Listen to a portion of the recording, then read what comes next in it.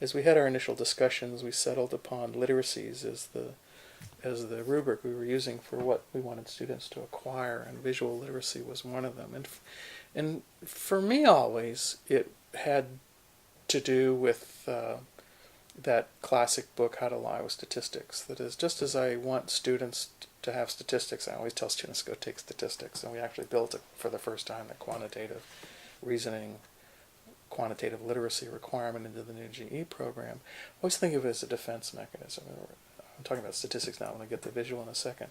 In that I want people to be intelligent consumers of arguments, back to rhetoric, of arguments that are made using statistics. And How to Lie with Statistics was great. It armed you with seeing all the tricks that people use and how they misuse statistics.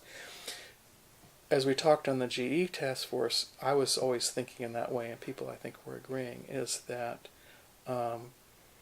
it's not just to know art history and just to know this and just to know that and just to know how to read a film, and so you don't come out of the film and not want to talk about the film, don't know how to talk about the film.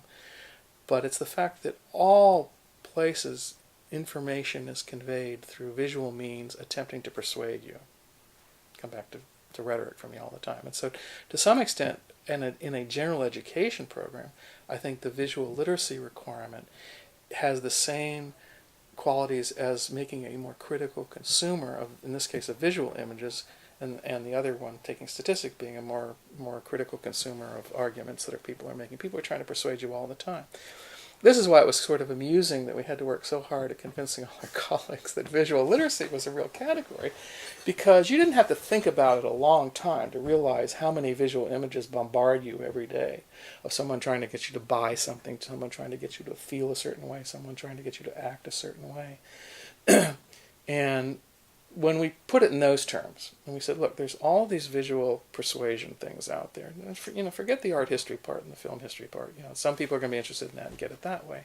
But even in the most basic general education level, we want people to be critical consumers of visual images. Someone is trying to get you to do something with a visual image, and you need to be able to know what they're doing, how it is that you're being manipulated sometimes. And maybe it's okay to be manipulated. Maybe you want that feeling. Maybe you want to buy that thing. But you need to know that.